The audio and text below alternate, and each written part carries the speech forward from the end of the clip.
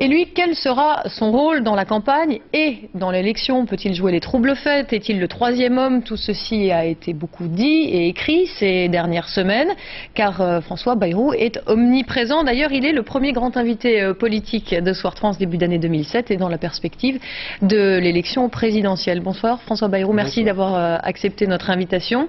Alors, avec Éric Thibault du service politique de France 3, on s'est dit qu'en ce qui vous concerne aujourd'hui, il y avait deux bonnes nouvelles, parce que d'abord, vous dites que régulièrement, les médias s'intéressent aux deux grands candidats des deux grands partis, Ségolène Royal et Nicolas Sarkozy. La preuve que non, parce qu'on est ravis de vous avoir en premier. Ce n'est pas une preuve. Permettez-moi de vous signaler que 82% des Français, dans un sondage publié dans Le Parisien dimanche, ont dit qu'ils étaient d'accord avec moi et que d'ailleurs ils trouvaient ça profondément anormal, cette focalisation sur les deux candidats. Donc je vous remercie de m'inviter, mais n'en faisons pas la preuve par neuf que pour vous, c'est pas encore gagné que cette focalisation est définitivement disparue. Alors il y a une autre bonne nouvelle, et c'est, Éric, c'est ce sondage IFOP Paris Match. Tout à fait, ce sondage vous met à 12% et vous êtes devant Jean-Marie Le Pen qui est 2 points derrière, 10%. Alors c'est vraiment la bonne nouvelle, vous qui êtes d'habitude pessimiste, vous voyez aller plus loin maintenant? Mais c'est les Français qui sont en train de changer le paysage politique qu'on voudrait leur imposer. Ils ont compris quelque chose, que c'est seulement un candidat républicain qui pourra changer le paysage politique en France. Ils ont vérifié en 2002 que quand on vote extrême droite en 2002, on renforce les deux partis au pouvoir. Le Pen a été au deuxième tour, Chirac a fait 82,5%. Et donc les Français ont parfaitement compris ça, ils l'intègrent et ils sont à la recherche du moyen, du meilleur candidat, du meilleur bulletin pour changer le paysage politique en France. Est-ce que vous pensez être celui-ci? Oui. Oui, je pense que je suis celui-là. Je pense même que je suis le seul à pouvoir être celui-là. Vous aurez observé aussi qu'hier matin est parue dans Libération une autre enquête qui dit quelque chose de très intéressant. Les Français disent nous ne voulons pas d'un deuxième tour Ségolène Royal, Nicolas Sarkozy. Ils le disent à 66%. Oui, mais enfin, quand même... 34% quand même. 34% disent oui, nous voulons bien d'un deuxième tour Nicolas Sarkozy, Ségolène Royal. Et 66% d'entre eux disent nous n'en voulons pas. Pourquoi? Parce qu'ils ont compris que ce jeu à deux qui se joue entre les deux partis principaux au pouvoir depuis 25 ans les avait conduits où nous sommes aujourd'hui. Et c'est à cela qu'ils veulent échapper, non pas en sortant du cercle républicain, mais à l'intérieur du cercle républicain pour reconstruire notre République qui en a bien besoin. Alors je précise justement que ce sondage IFOP Paris Match qui vous crédite de 12% des intentions de vote donne Ségolène Royal et Nicolas Sarkozy donc au deuxième tour, et Ségolène Royal l'emporterait, Nicolas Sarkozy l'emporterait avec 52% des voix contre 48% à Ségolène Royal. On vous entend beaucoup, François Bayrou, ces dernières semaines, on vous entend beaucoup critiquer les propositions des uns et des autres, c'est un peu le jeu de la campagne. Si on vous plaçait ce soir beaucoup dans la proposition, on va rentrer sur les points... Eh bien, c'est la meilleure nouvelle. Voilà, sur les points concrets. Par exemple, la fiscalité. Êtes-vous d'accord, par exemple, avec Nicolas Sarkozy pour, en ce qui concerne le bouclier fiscal, l'abaisser à 50%? Est-ce que vous êtes pour l'exonération des droits de succession? Concrètement, sur la fiscalité, redites-nous ce soir quelles sont vos propositions. Il y a une chose à dire avant. C'est que tous les candidats, quand ils viennent devant vous, et pour moi j'en fais le serment, devraient se présenter en disant « Françaises et Français qui écoutez, vous devez d'abord penser à la dette et au déficit du pays. » Dans le discours de Nicolas Sarkozy dimanche, il n'y a pas eu un mot sur le déficit et la dette. Et évidemment, si on ne met pas au premier plan la question du déficit et de la dette, alors on est porté à dire « tout est possible ». Donc ça veut dire qu'il ne faut pas baisser les impôts ? Tout est possible. C'est cela qui nous a conduits où nous sommes. On a fait croire à chaque élection, chaque candidat venant devant vos écrans, disant « Mesdames et messieurs, élisez-moi, tout va devenir possible ». Et puis on s'aperçoit après, une fois que les résultats sont connus et qu'on est installé au pouvoir, que les désillusions succèdent aux illusions. Eh bien, la première chose que je ferai, c'est ne pas raconter d'histoire. Par exemple, Est-ce qu'on peut augmenter les impôts? Non, on ne peut pas augmenter les impôts parce que la France est le pays du monde qui a les prélèvements obligatoires, ça veut dire tous les impôts, toutes les taxes, toutes les charges que nous avons à payer, les plus lourds du monde. Pour être tout à fait honnête, la Suède est le seul pays qui soit un peu au-dessus, mais eux descendent leurs dépenses, nous pas. Deuxièmement, est-ce qu'on peut baisser les impôts? Non, on ne peut pas baisser les impôts. Je pense qu'il ne serait pas raisonnable et responsable d'annoncer aux Français qu'on va baisser les impôts. Il faut travailler sur la dépense publique.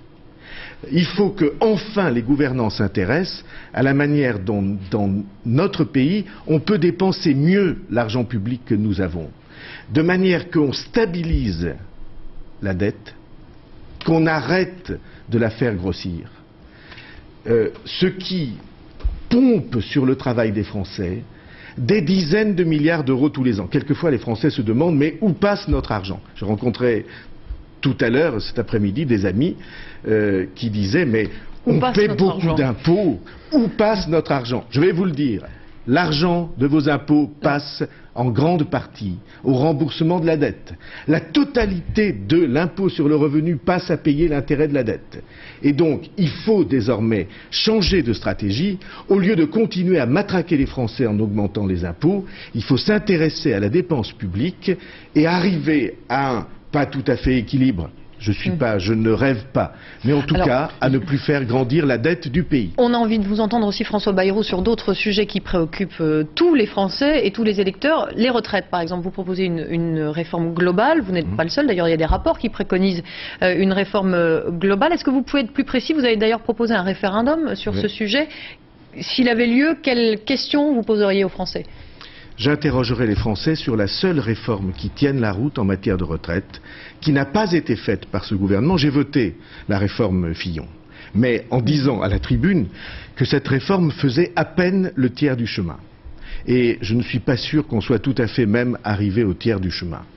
Il n'y a qu'une seule chose à faire, rendre chaque Français responsable de l'âge du départ à la retraite, selon le nombre d'années qu'il aura travaillé, selon aussi la pénibilité du travail qu'il aura fait, selon le contrat qu'il aura signé en entrant dans son travail, à partir de l'âge de 60 ans, chaque Français, connaissant ses droits, connaissant la pension qu'il recevra, pourra choisir de partir à la retraite ou de rester au travail. Exactement comme, ceux qui nous écoutent le savent, exactement comme les retraites complémentaires qui sont des retraites par points. Et pour ne pas prendre les Français au piège, pour que chacun de ceux qui votera sache que on ne surprendra pas ou on ne trompera pas son attente avec de belles paroles, je dis, c'est un sujet si grave que j'organiserai un référendum pour que les Français aient eux-mêmes la signature finale de cette réforme qui sera la réforme une fois pour toutes acquise pour les retraites et qui soulagera, permettez-moi de le dire, et qui soulagera les plus jeunes des Français du poids énorme qui va peser sur leurs épaules. Parce que aux jeunes Français, nous allons laisser deux dettes. La dette financière et la dette on dit démographique, c'est-à-dire des personnes âgées qui vont être en nombre si important que les actifs auront évidemment du mal à assumer cette charge. Un mot peut-être, Éric, d'une actualité du jour sur le statut pénal du chef de l'État. Vous allez voter contre, pourquoi? Oui, parce que ce n'est pas aux députés de destituer le chef de l'État. Parce que si ce sont les députés qui destituent, je crois que ça n'arrivera pas facilement, bien entendu, mais vous voyez ce qu'on introduit dans la Constitution. Si ce sont les députés qui destituent le chef de l'État, ça veut dire qu'ils sont politiquement plus forts que lui et que la question politique l'emportera sur la question judiciaire. Si on doit en arriver à un jugement qui dise le mandat du président de la République doit s'interrompre parce qu'il a fait quelque chose qui n'est pas bien, je pense que ça ne peut pas être des députés et des sénateurs qui le font, parce que vous voyez bien les intérêts de parti qu'il y aurait dans cette affaire.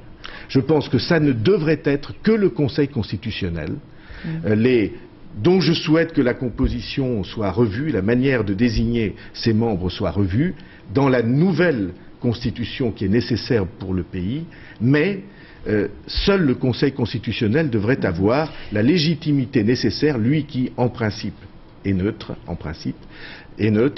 pour dire là il y a quelque chose qui ne va plus. Mais n'en faisons pas un débat politicien au Parlement. Merci beaucoup François Bayrou d'avoir répondu. Merci de m'avoir invité et de m'avoir interrogé, c'était bien, sur des propositions concrètes qui permettent à chacun de deviner ou de dessiner ce que l'avenir devra être pour que ça change vraiment. Voilà, et à votre place la semaine prochaine, mercredi 24, interrogé également sur des propositions concrètes, ce sera Dominique Voynet. Merci beaucoup d'avoir accepté notre invitation.